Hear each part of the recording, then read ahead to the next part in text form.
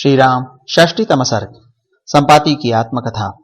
गृध्रराज संपाति अपने भाई को जलांजलि देकर जब स्नान कर चुके, तब उस रमणीय पर्वत पर वे समस्त वानर यूथपति उन्हें चारों ओर से घेर कर बैठ गए। उस समय वानरों से घिरे हुए अंगद उनके पास बैठे थे। संपाति ने सबके हृदय में अपनी ओर से विश्वास पैदा कर दिया था। वे हर्षोत्फुल्ल होकर फिर इस प्रकार कहने लगे।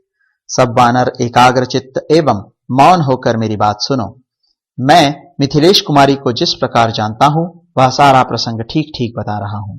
निष्पाप अंगद, प्राचीन काल में मैं सूर्य की किरणों से झुलसकर इस विंध्य पर्वत के शिखर पर गिरा था।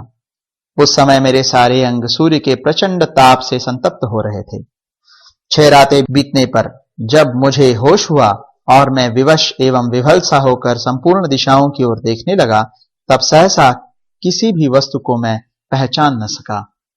तदनंतर धीरे धीरे समुद्र, पर्वत, समस्त नदी, सरोवर, वन और यहाँ के विभिन्न प्रदेशों पर दृष्टि डाली। तब मेरी स्मरण शक्ति लौटी।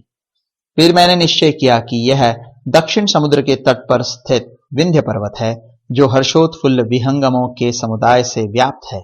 यहाँ बहुत सी कंदराएं, गुफाएं और शिखर हैं। पूर्व काल में यहाँ एक पवित्र आश्रम था, जिसका देवता भी बड़ा सम्मान करते थे। उस आश्रम में निशाकर मतलब चंद्रमा नामधारी एक ऋषि रहते थे, जो बड़े ही उग्र तपस्वी थे। वे धर्मज्ञ निशाचर मुनि अब स्वर्गवासी हो चुके हैं। उन महर्षि के बिना इस पर्वत पर रहते हुए मेरे 8000 वर्ष बीत गए।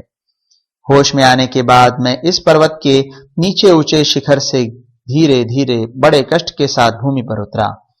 उस समय ऐसे स्थान पर आ पहुंचा जहां तीखे कुश उगे हुए थे। फिर वहां से भी कष्ट सहन करता हुआ आगे बढ़ा।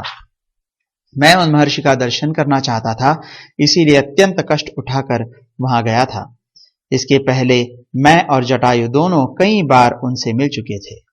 उनके आश्रम के समीप सदा सुगंधित वायु चलती थी। वहां का कोई भी वृक्ष फल अथवा फूल से रहित नहीं देखा जाता था।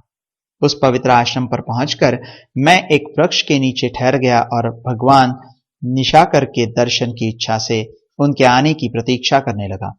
थोड़ी ही देर में महर्षि मुझे दूर से आते दिखाई दिए। वे अपने तेज से दीप रहे थे और स्नान करके उत्तर की ओर लौट आ रहे थे। उनका तिरस्कार करना किसी के लिए भी कठिन था। अनेकानेक रीछ, हरिण, सिंह, बाघ और नाना प्रकार के सर्प उन्हें इस प्रकार घेरे आ रहे थे, जैसे याचना करने वाले प्राणी दाता को घेर कर चलते हैं। ऋषि को आश्रम पर आया जान वे सभी प्राणी लौट गए, ठीक उसी तरह जैसे राजा के अपने महल में चले जाने पर मंत्री सहित सारी सेना अपने अपने विश्राम स्थान को लौट जाती है। ऋषि मुझे देखकर बड़े प्रसन्न हुए और अपने आश्रम में प्रवेश करके पुनः 2 ही घड़ी में बाहर निकल आए। फिर पास आकर उन्होंने मेरे आने का प्रयोजन पूछा। वे बोले, सौम्य, तुम्हारे रोएं गिर गए और दोनों पंख जल गए हैं। इसका कारण नहीं जान पड़ता। इतने पर भी तुम्हारे शरीर में प्राण टिके हुए हैं।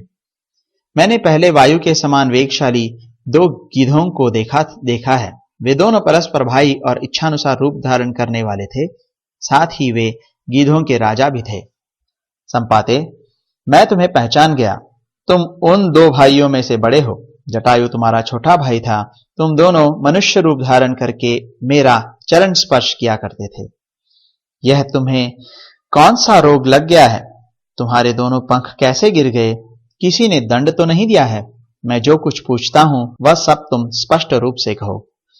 इस प्रकार श्री वाल्मीकि निर्मित आर्ष रामायण आदि काव्य के किष्किंधा कांड में 60वां सर्ग पूरा हुआ।